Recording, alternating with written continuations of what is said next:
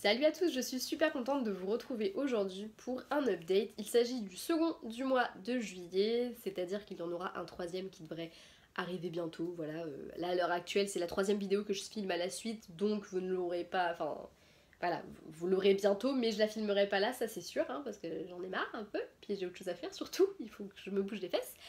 C'est pas le sujet, donc on va passer directement aux trois petits livres que j'ai à vous présenter, et on va commencer du coup avec 16 ans de été d'Amy Friedman publié chez Milan. Dans ce roman, on découvre Summer qui doit partir chez son père en vacances en France. Elle est américaine, elle doit aller en France chez son papa. Seulement, arrivée à l'aéroport, son téléphone va sonner et c'est un peu décrochera, décrochera pas. En effet, selon qu'elle décroche ou non son téléphone, elle va vivre deux étés complètement différents puisqu'il s'agit d'une histoire avec deux étés parallèles en gros. Donc non, c'est pas de la science-fiction, c'est typiquement de la jeunesse. Soit elle décroche son téléphone, elle va chez son... Non, elle ne va pas chez son père, pardon, et elle reste dans son petit bled des États-Unis. Soit elle ne décroche pas et elle prend l'avion et elle va chez son père en France. Voilà. Il y a vraiment pas du tout de science-fiction, de fantastique ou quoi que ce soit. C'est vraiment un roman jeunesse qui explore tout simplement deux possibilités voilà, de l'été de Summer, de cet été-là, de l'été de ses 16 ans. Voilà. J'ai trouvé cela particulièrement intelligent et plutôt bien mené. C'était une idée que je ne connaissais pas, enfin j'avais jamais lu d'histoire de ce genre et du coup j'ai trouvé ça vraiment très très bien. C'était très bien mené, c'était très intelligent et j'ai trouvé ça vraiment cool et je pense que c'est ce qui fait que de prime abord je me suis intéressée à ce roman. Et ce qui fait que je suis restée autant dedans. Parce que c'est vrai qu'un roman typiquement jeunesse, bon même si j'en lis énormément, d'ailleurs je sors de la lecture de 2 romans jeunesse il y a très peu de temps là. Mais là c'est vraiment très jeunesse dans la mesure où l'héroïne n'a que 16 ans quoi. Donc forcément c'est l'âge de mes petites cousines quoi. Voilà. Mais voilà, je pense que ce qui a vraiment joué dans le fait que ça me plaise autant et que ça me tente autant comme univers, c'est que voilà, il y avait vraiment une histoire autour qui me plaisait bien. Voilà. Du coup, c'est vraiment un des gros points positifs de ce roman, c'est ce côté, on a deux univers complètement différents, deux étés complètement différents, donc deux, entre guillemets, intrigues un peu différentes, puisque forcément, d'un été à l'autre, elle vit des choses complètement différentes. À côté de ça, on a aussi beaucoup de liens entre les deux étés, et c'est également quelque chose que j'ai beaucoup aimé, puisqu'on a vraiment des choses qui vont se passer dans les deux étés, même si ça se passe forcément de manière hyper différente. Et j'ai trouvé ça vraiment cool, c'était très bien fait et ça permettait d'avoir quelques parallèles comme ça dans ces deux étés et de voir que peu importe qu'elle soit partie ou pas, les révélations vont être les mêmes, les changements dans sa vie vont être à peu près les mêmes aussi, donc voilà, il y a vraiment cette dimension de choses communes qui font que l'épilogue et le prologue qui sont communs aux deux étés, du coup voilà, ils se répondent un peu et en même temps, voilà, même si l'auteur à aucun moment ne choisit un des deux étés, et les petits trucs qui sont passés dans les deux permettent que l'épilogue par exemple soit cohérent, voilà, tout simplement. En plus de ça, le personnage de Summer, personnellement, je l'ai beaucoup apprécié, comme je vous l'ai dit, elle a l'âge de mes cousines, donc des fois j'avais vraiment le sentiment d'être un peu sa cousine qui observait de loin les choses, et des fois j'avais envie d'aller la voir, de la serrer dans mes bras et de lui faire comprendre certaines choses, de l'aider à vivre certaines autres choses. Et voilà, et je me suis sentie très proche d'elle pour ça, pas parce que elle me ressemble ou quoi que ce soit, mais parce qu'elle m'a fait penser comme ça à une sorte de, voilà, à une de mes cousines que je prendrais sous mon bras, et voilà. Je dis cousine parce que comme j'ai que des frères, c'est pas trop crédible avec mes frères, hein, voilà. Mais du coup, comme elle a l'âge de mes cousines, voilà, je me suis vraiment sentie proche d'elle pour ça, parce que voilà, j'avais envie, ouais, tout simplement de la prendre par l'épaule et de lui faire, allez, viens donc avec moi, on va discuter 2 minutes, voilà. Et en plus, c'est une héroïne très crédible parce que elle a 16 ans et elle fait 16 ans tout simplement. Quand elle pète une durite contre sa mère parce qu'elle apprend quelque chose qui lui plaît pas, et même si elle nous fait un peu chier dans un sens parce qu'on se dit oh là là, mais t'es vraiment qu'une gamine, ouais, c'est qu'une gamine, elle a 16 ans, c'est normal qu'elle réagisse comme ça. Enfin, à son âge, j'aurais réagi sans doute probablement de la même manière, quoi, ou presque. Donc voilà, j'ai trouvé que c'était une héroïne très crédible et elle m'a beaucoup touchée, du coup ça rajoute beaucoup à l'histoire. Et globalement, je trouvais que les personnages en eux-mêmes étaient tous plutôt crédibles, même si du coup, il y en a que j'ai plus aimé que d'autres, évidemment. Voilà. C'est donc un roman que je vous conseille, car même s'il est jeunesse, moi j'ai pas eu de mal à le lire et à me mettre dedans. Enfin, il sera peut-être un peu trop jeunesse pour certains, mais je me suis pas ennuyée en le lisant, j'avais même du mal à le lâcher, je trouvais qu'il était assez addictif. Le fait qu'on ait deux étés complètement différents, en fait on a tellement envie de savoir ce qui se passe d'un été à l'autre que on se laisse prendre au jeu et voilà, on ne peut pas s'ennuyer parce que même si il se passe rien, enfin même si on se doute qu'il va rien se passer à tel été, de toute façon on s'en fiche parce qu'on est repassé à l'autre. Et voilà, on n'a pas le temps de s'ennuyer tout simplement, et je vous conseille du coup beaucoup ce roman, notamment aux plus jeunes parce que je pense que certains se retrouveront forcément dans certaines petites anecdotes, mais aussi aux plus vieux parce que personnellement bah moi il m'a vraiment il m'a plu quoi, franchement il m'a fait un peu rêver à sa manière, et c'est plutôt sympa des fois de retomber un peu dans la jeunesse pure et dure, parce que la jeunesse il n'y a que ça de vrai quoi, franchement dans la jeunesse c'est un genre dont je pense je ne me lasserai probablement jamais. Après, il y a jeunesse et jeunesse quand même, hein, voilà. Y a des romans que je ne lirai pas, que je ne lirai plus à l'heure actuelle, mais celui-ci, je pense que c'est le genre de bouquin que je me vois bien relire l'été prochain, par exemple, parce que voilà, ça reste assez dans l'air du temps. Il y a vraiment plusieurs choses qui font que ça reste assez réel comme roman, et il m'a touchée personnellement, je l'ai beaucoup aimé. Voilà. Le second roman dont je vais vous parler, il s'agit de Rebecca King, le premier tome, donc Traqué, de Cassandra O'Donnell. Et ici c'est l'édition, je bouffe mes mots moi, France Loisirs. Voilà. Dans ce roman, on va découvrir la sorcière Rebecca, je pense qu'on l'aura compris, hein, qui s'est exilée dans un petit village un peu paumé dans lequel elle s'attendait pas du tout à ce qu'il y ait autant de créatures surnaturelles, tout simplement parce qu'elle fuit son clan qui veut un petit peu sa mort quand même. Donc elle essaye de se la jouer incognito, mais peu de temps après son arrivée déjà elle va être repérée, hein, voilà, par un maître vampire et tout ça, tout ça. Donc elle va être directement repérée. Il va plus ou moins lui foutre la paix jusqu'à ce qu'à un moment donné, le... entre guillemets, je sais pas trop comment appeler ça, je sais plus comment ils appellent ça dans... Je sais pas. Bon, le conseil entre guillemets surnaturel de la ville, je me rappelle plus du tout comment il l'appelle d'ailleurs, ces trucs là, va lui demander son aide pour résoudre une enquête après qu'il y ait eu des disparitions et des meurtres, je crois. Je crois qu'il y a des meurtres. Oui, au début il y a un meurtre. Ouais. Donc voilà, on va du coup lui demander son aide, elle va se retrouver mêlée à la communauté surnaturelle et à toutes ces histoires à la con, alors qu'elle essayait, elle, plutôt de faire profil bas. Voilà, voilà. C'est de la bitlite j'aime bien, mais il y a eu quelques petits trucs qui m'ont un peu déplu dans ce roman, donc je vais essayer d'abord de vous dire ce qui m'a plu et après ce qui m'a déplu. Donc ça risque d'être un peu décousu parce qu'il y a un peu de tout qui m'a plu, un peu de tout qui m'a déplu. Voilà. Ce qui m'a plu, c'est déjà l'univers dans lequel on plonge, parce que j'ai trouvé qu'il était très riche. On arrive vraiment dans un univers de Beatlit avec une mythologie hyper riche, hyper variée, voilà, qui est très bien dépeint, très bien décrit. On débarque vraiment dans cet univers et on y croit parce que ça paraît très crédible, c'est très bien, très bien, très bien fait. Et puis comme d'habitude, c'est toujours agréable de découvrir, voilà, chaque créature, et selon chaque auteur, moi c'est quelque chose que j'aime vraiment beaucoup, redécouvrir les loups-garous, les vampires, les métamorphes, les sorcières. Je trouve ça génial. Et en plus de ça, là ce qui est vraiment hyper sympa, c'est qu'on a vraiment des clans qui sont obligés de s'allier parce qu'il y a un traité de paix qui a été signé, mais qui, il y a encore assez peu de temps, était en guerre. Du coup, on a vraiment des tensions sous-jacentes qui sont sous-entendues tout le temps, et ça, c'est un gros point positif du roman, et c'est un truc que j'ai adoré. Voilà. Franchement, je me suis éclatée avec ça, j'ai trouvé ça trop cool. Autre point positif, j'ai trouvé on découvrait vraiment un florilège impressionnant de personnages, et voilà, on sent très vite qu'il y en a certains qui vont devenir importants, d'autres qui vont peut-être perdre de l'importance au fur et à mesure, et c'est vraiment quelque chose qui m'a plu parce que du coup on a vraiment l'embarras du choix au niveau des personnages, au niveau des espèces, au niveau de tout ça. Autre point positif, puisqu'il en faut bien quand même quelques-uns, j'essaie vraiment de vous dire tout ce que j'ai trouvé de positif parce que je risque d'être un petit peu hard dans mes propos après parce qu'il y a vraiment des trucs qui m'ont gavé, hein, voilà. Autre point positif, l'héroïne a une enfant. Voilà. Si elle fuit son groupe, c'est pas seulement pour se protéger elle-même, c'est surtout pour protéger sa fille. Et ça, j'ai trouvé que c'était un gros point positif parce que c'est très rare les héroïnes de Beat It qui vivent pour protéger quelqu'un d'autre qu'elle-même. Voilà. Et ça, j'ai trouvé ça vraiment bien parce que le côté la mère qui protège son enfant, c'était vraiment hyper intéressant. Mais déjà, à partir de cet enfant, il y a des choses qui, moi, m'ont déplu. Et faut pas que j'oublie de vous le dire, ça d'ailleurs. Parce que je l'avais pas noté la dernière fois et c'est un coup est-ce que j'oublie. Bref, voilà.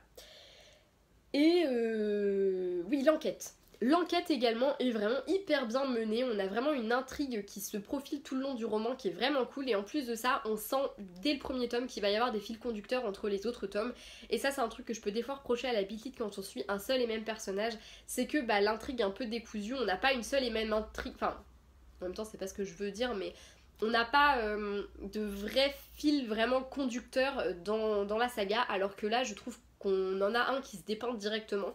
Et ça j'ai trouvé ça vraiment cool. Il y a beaucoup d'actions, on ne s'ennuie pas dans le roman honnêtement, enfin faudrait vraiment avoir les yeux pas en face des trous pour dire qu'on s'ennuie parce que c'est pas le cas. Honnêtement il y a toujours de l'action, même des fois un peu trop, on a envie de se dire oui bah calme-toi, tu vas peut-être dormir 2 minutes quand même, non? Enfin voilà, c'est vraiment pour ça, c'est un bon roman. Et c'est un bon roman de Beat Lit. Le gros point qui pour moi est un peu négatif, c'est que c'est l'héroïne déjà.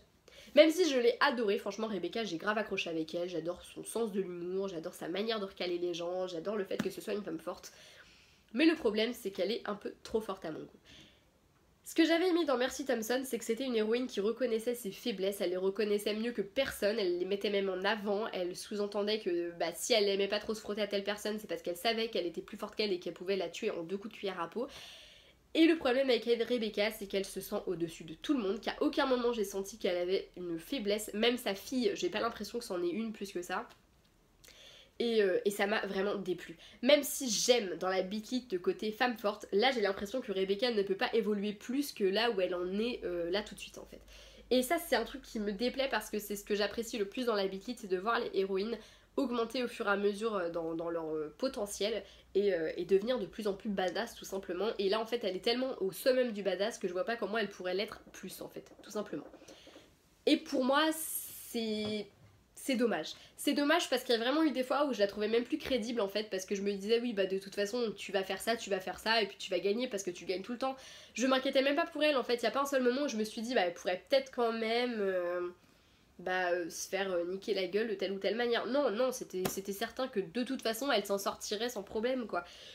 Du coup bah voilà, ça perd un peu de son intérêt et surtout je vois pas comment est-ce qu'elle pourrait évoluer en plus parce que pour moi elle est déjà au plus du plus.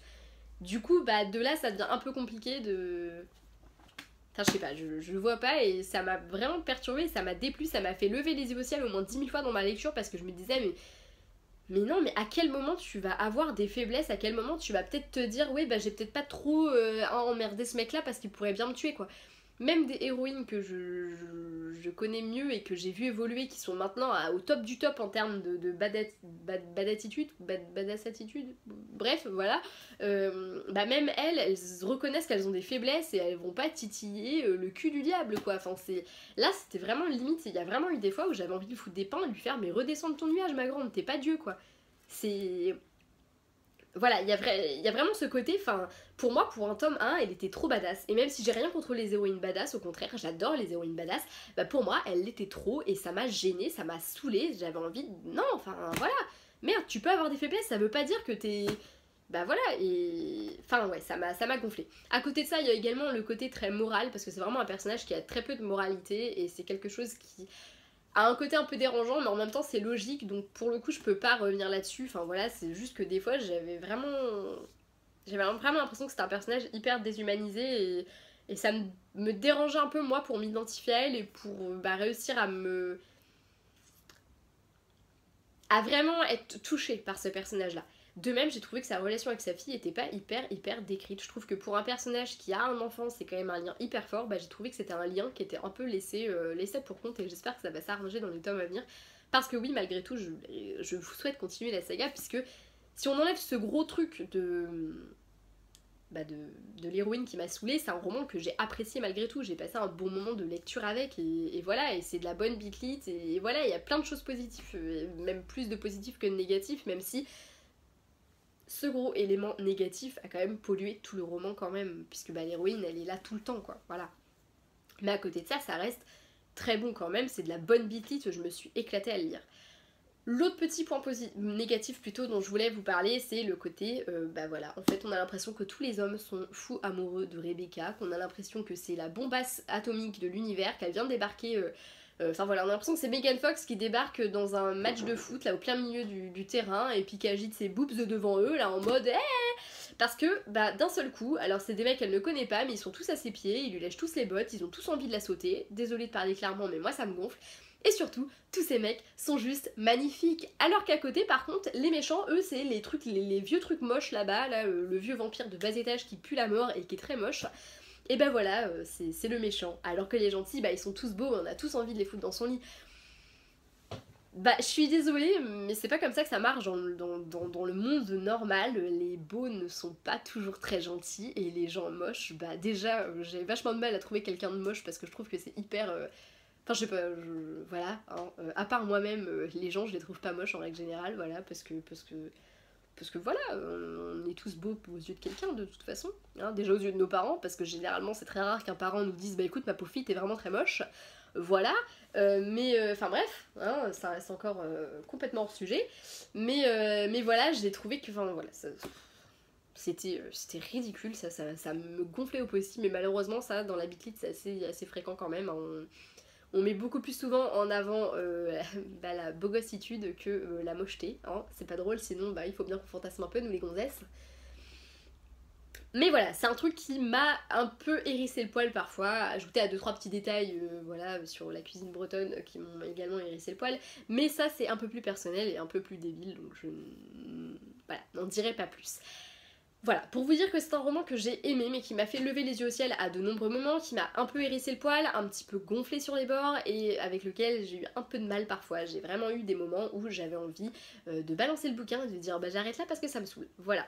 Mais à côté de ça, je me suis tellement éclatée que voilà, je peux pas non plus dire que j'ai pas aimé ma lecture parce que c'est pas le cas, j'ai vraiment aimé ma lecture, c'est juste des trucs qui m'ont fait lever les yeux au ciel, ont donné envie d'étrangler l'héroïne, de secouer l'auteur et de lui faire mais pourquoi t'as fait ça? Merde alors, tu partais bien, tu fais des trucs bien, mais il y a ça qui m'énerve. Mais après voilà, je sais que c'est mon avis personnel et je suis peut-être un peu casse-couille aussi sur les bords, ça je le sais très bien, hein, voilà. Je crois que c'est à peu près tout ce que j'avais à en dire, donc je vais arrêter là avec Rebecca Keane parce que je parle déjà depuis beaucoup trop longtemps pour dire trop de trucs pas très cool et je déteste faire ça sur un roman, mais il fallait que ça sorte, ça fait trop longtemps que je garde ça enfoui, il fallait que je le dise, voilà, je n'ai pas tout aimé dans Rebecca Keane, même si je sais que c'est une saga qui fait à peu près l'unanimité quand même, quoi, donc je me sens un petit peu chiante, hein, encore plus que d'habitude, voilà. Je vous retrouve pour la suite et fin de la vidéo dans un décor différent, avec une tête différente, pour la simple et bonne raison qu'il y a eu un petit incident quand je filmais cette partie-ci, hein, voilà, j'avais déjà quasiment terminé quand d'un seul coup le chat un de mes chats a fait tomber la cage de ma gerbille, du coup c'était un peu le branle-bas de combat chez moi, j'ai arrêté la caméra, j'ai même pas cherché à savoir où est-ce que j'en étais, je me suis dit que j'allais carrément refilmer toute la partie sur Célestine, non pas Célestine, c'est l'héroïne Célestine, Destiny de Cecilia Ahern, le livre dont je vais vous parler dans un instant. Hein, parce que je me suis dit que s'il fallait que je me... Enfin voilà, sachant que je changeais complètement de décor, je me suis dit autant que voilà, je le fasse comme ça. Et voilà, donc je m'excuse d'avance, ça fait très longtemps que je n'ai pas filmé ici. D'ailleurs, si vous allez regarder dans mes toutes premières vidéos, quand je faisais une vidéo tous les 6 mois, là, il y en a certaines qui ont ce décor-ci, ça a peut-être un peu changé. Hein, mais voilà, je suis chez ma maman, comme je l'ai annoncé dans le book haul, donc je vais filmer quelques vidéos dans ce décor ou dans un autre, je sais pas trop encore comment je vais boutiquer ça, mais là j'avoue que j'ai pas pris trop le temps de réfléchir à comment j'allais me mettre, etc. J'ai posé mon truc et je me suis dit, filme la fin de cet update là, comme ça tu peux t'attaquer aux autres parce qu'il y en a quand même 2 en attente, plus d'autres vidéos que je veux filmer, donc il va vraiment falloir que je me bouge le cul, hein, clairement, parlons clairement.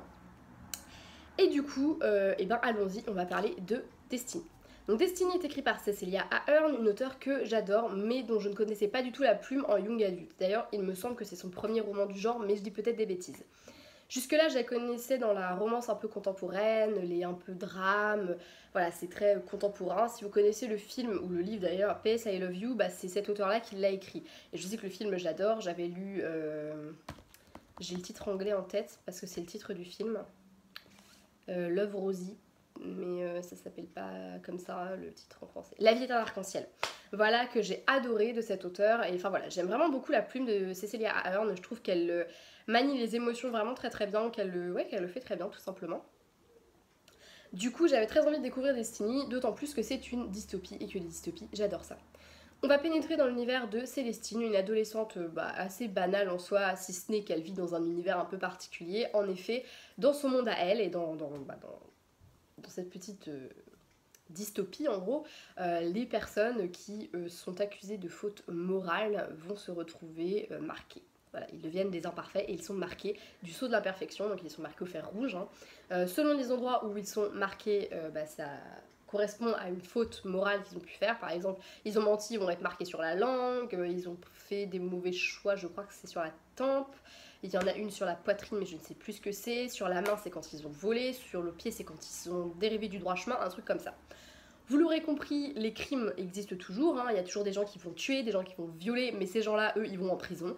Et puis ceux qui sont jugés d'imperfection, eux, ils sont marqués. Pourquoi Pourquoi est-ce qu'on a un tel jugement pour les fautes morales de ce genre? Tout simplement parce que, en gros, les gens considèrent que ce qui les a menés à la crise économique telle qu'ils l'ont connue, c'est tout simplement les mauvais choix de leurs dirigeants. Du coup, la guilde s'est mise en place. Donc la guilde, c'est tous ceux tout l'espèce de groupe de juges, en gros, qui mettent en place le système des imparfaits, etc., qui régulent tout ça, voilà. Donc ces gens-là ont mis en place un espèce de système, ils ont jugé leurs anciens dirigeants, etc., imparfaits, et voilà, tout a été lancé un peu comme ça. Ce qui est très intéressant dans cette dystopie, c'est qu'on va suivre un personnage qui, au début, est vraiment la nana la plus parfaite de l'univers. Voilà, on a beaucoup de mal à visualiser Célestine autrement que parfaite, parce que elle suit le droit chemin, c'est pas quelqu'un qui ment, c'est quelqu'un de très, voilà, très... Elle est joyeuse, elle croit dur comme fer ce système de guilde, de perfection, d'imperfection. Et puis petit à petit, au fur et à mesure des événements et des choses qui vont lui arriver, elle va vite se rendre compte, pas forcément vite d'ailleurs, mais elle va petit à petit se rendre compte que finalement, peut-être bien que être parfait, c'est être imparfait et qu'on ne peut pas dissocier l'un de l'autre et c'est ce qui fait un humain un humain. Et c'était hyper intéressant. Autre gros point positif de cette dystopie, c'est qu'il n'y a pas de...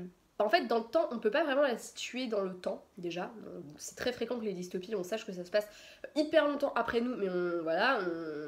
Ou alors ça se passe dans un autre espace-temps, dans une autre réalité, un autre monde, un autre univers qu'on ne connaît pas du tout. Voilà, ça dépend vraiment à chaque fois de plein de choses différentes.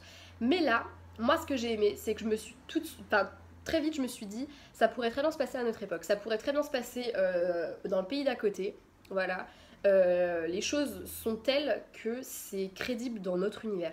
En effet, c'est un peu ce qu'on va reprocher quand même. On reproche vachement de choses aux politiques à l'heure actuelle. On est tout le temps sur leur dos, tout le temps à faire attention à ce qu'ils font. Est-ce qu'il nous ment pas? Est-ce qu'il fait pas ceci? Est-ce qu'il fait pas cela? Du coup, le fait de voir la population retourner les choses et faire de personnes qui essayent de paraître parfaits mais qui ne le sont pas des gens imparfaits, et puis de traquer les imperfections comme ça, je trouvais que c'était vraiment très synonyme de notre temps et que c'était très, très actuel en fait. Et c'est vrai qu'en fait j'ai eu aucun mal à me dire en fait cette espèce d'univers dystopique il pourrait très bien se passer dans notre monde à nous. En effet, il n'y a pas non plus de technologie de dingue à découvrir. Voilà, on voit très bien que c'est écrit à l'heure actuelle. C'est vraiment quelque chose qui peut se passer à l'heure actuelle et qui, dans le récit, se passe à une époque proche de la nôtre. Après, je dis pas que c'est un truc qui se passe maintenant tout de suite, mais voilà, pour moi, l'auteur l'a pensé comme quelque chose qui se passe à l'heure actuelle. En effet, on a vraiment, ça se passe vraiment dans un pays, ce truc-là, et ce pays essaye d'exporter l'idée de de ce système de guildes et des imparfaits ailleurs en fait. Et ça on le voit aussi, c'est très présent, on voit vraiment que c'est une espèce de dystopie à l'échelle d'un pays qui essaye de s'étendre à l'échelle mondiale. Et c'est vraiment hyper intéressant ce truc, et surtout ce qui est plus intéressant c'est que on n'a pas en fait à se faire à un monde qu'on connaît pas. Nous, l'univers des smartphones, des ordinateurs, d'internet, c'est un truc qu'on connaît. Et c'est exactement dans un monde tel que celui-ci qu'on pénètre. La seule différence, et le seul truc qu'on a vraiment à assimiler, c'est que comme les politiciens c'était des cons immoraux, et du coup on a mis ce système en place et maintenant ça se passe comme ça. Et au final, c'est un truc auquel on se fait très facilement, on n'a pas plein de choses à assimiler, ça se fait vraiment hyper rapidement. Et en effet, je l'ai pas là parce que le roman je l'ai prêté, mais le roman en soi il est pas très long en fait, ça fait pas la grosse brique. Et au début j'avais un peu peur parce que c'est vrai que dans les dystopies j'aime bien voir un peu comment les choses se mettent en place, et c'est vrai que généralement ça peut prendre un petit peu de temps aussi. Et puis c'est quelque chose qui se distille tout au long du récit. Mais en fait, là, c'est tellement basique, entre guillemets, ça n'a rien de basique, mais ce que je veux dire, c'est que ça paraît tellement normal, tellement réel, et tellement proche de nous, de notre temps, que c'est pas compliqué de s'immerger dedans, et puis d'y croire, en fait, et d'être dedans, quoi, tout connement. En plus de ça, de cette dystopie qui est vraiment bien pensée, j'ai vraiment trop aimé le système des imparfaits, cette espèce de guilde, tout ça, j'ai vraiment trop aimé, j'ai trouvé ça génial. Franchement, c'était hyper bien pensé et les questions qui se posaient étaient tellement percutantes. C'est un roman qui se donne... Enfin, la façon dont il est écrit, la façon dont il est pensé, dont il est dit, il paye pas de mine comme ça, mais je trouve qu'il amène des questions mais tellement profondes et tellement intéressantes et tellement vraies et surtout des questions tellement actuelles que moi ça m'a vraiment percuté profondément et ça m'a énormément plu ce roman. Les personnages sont juste géniaux, j'ai vraiment adoré Célestine. Les personnages autour, j'avoue que je me suis pas attardée plus que ça à essayer de les aimer. Je trouve que mes émotions étaient tellement liées à celles de Célestine que des fois je les voyais vraiment à travers le prisme de sa vision à elle. Et du coup, moi, en tant qu'Anaïs, je me suis pas plus que ça penchée sur... en tant que... sur les personnages comme moi je les percevais, mais c'est vraiment, je les voyais à travers le prisme de Célestine à chaque fois. Ce qui est encore une fois quelque chose de très fort parce que c'est assez rare que je me laisse à ce point troubler par un personnage pour pouvoir... pour avoir du mal à visualiser les personnages avec mes yeux à moi. J'avais vraiment la... je les voyais souvent avec ses yeux à elle, à part peut-être son copain du début. J'ai oublié son nom là. Enfin du début, son copain du début. Comme si elle en changeait 36 000 fois dans le bouquin, tu sais. Son copain. Lui, j'ai eu un peu de mal avec lui et dès le début, j'étais pas trop fan. Mais bon, après, voilà, hein, c'est un peu comme une copine quand elle a un copain qu'on aime pas trop, on n'a pas trop le choix, on est obligé de faire semblant de bien aimer. Ça faisait un peu ça honnêtement. Mes cheveux c'est une cata. Bref, c'est pas le sujet. Mais Célestine, je l'ai vraiment adorée, ne serait-ce que parce que elle est très intelligente. Mais en même temps, au début, elle a un petit côté un peu naïf. Et ce que j'ai particulièrement aimé chez elle, c'est son évolution tout au long du récit. On a une nana qui croit dur comme fer aux valeurs que son pays défend, à la guilde, elle croit à la guilde tout simplement. Et puis plus ça va, plus elle remet en question ce en quoi elle croit, plus elle remet en question le système dans lequel elle vit, le monde dans lequel elle vit. Et c'est hyper intéressant parce que c'est hyper bien fait. Et c'est une héroïne à laquelle je me suis vraiment attachée, que j'ai vraiment appréciée. Elle m'a fait passer par énormément d'émotions. C'est un roman qui m'a touchée, qui m'a fait sourire, qui m'a fait me dire mais les connards quoi. Il y avait des fois j'avais envie de rentrer dans le bouquin, d'aller tuer un mec et puis de ressortir quoi. Il y a vraiment, je trouve qu'il est très fort et en même temps il est vraiment hyper hyper rapide en fait comme bouquin. Il se lit super facilement, il se passe toujours quelque chose, les chapitres s'enchaînent rapidement. On pénètre vraiment à un moment où il se passe quelque chose dans une vie de famille. On n'arrive pas, voilà, on n'arrive pas dans un roman petit à petit, voilà, on arrive au moment où il se passe quelque chose d'important. Et du coup, les choses s'enchaînent hyper rapidement. L'auteur, elle ne s'embarrasse pas de faits futiles, elle ne nous apporte que des choses qui sont importantes pour l'histoire et elle enchaîne comme ça, son histoire et ça se lit tout seul. En plus de ça, comme je l'ai déjà dit, il n'est pas hyper long comme bouquin et c'est amplement suffisant parce qu'elle en dit suffisamment, en suffisamment de pages, en suffisamment de mots. Du coup, c'était vraiment un roman hyper cool. Je vous le conseille vraiment vivement. Personnellement, j'ai adoré Destiny, c'est un roman top et franchement, pour moi, il faut le lire parce qu'il est vraiment cool. Voilà. Si vous aimez le genre, évidemment, allez pas vous forcer à lire un truc si vous n'aimez pas le genre en question. Mais moi, personnellement, j'ai adoré. C'est un roman qui m'a fait passer par beaucoup d'émotions, qui m'a fait rire, qui m'a touchée par certains de ses personnages. Et je vous conseille donc très fortement le coup de cœur qu'a été Destiny pour moi. Voilà. Sur ce, je vais m'arrêter là parce que voilà, hein, il faut enfin que cette vidéo se termine. Parce que ça fait quand même un moment que je suis dessus, hein, parce que mine de rien, il s'est quand même passé quelques jours hein, entre le moment où j'ai commencé et le moment où je termine. Merci Meiko. Bref, je vous fais de gros bisous, je vous dis à la prochaine et jusque là, lisez beaucoup.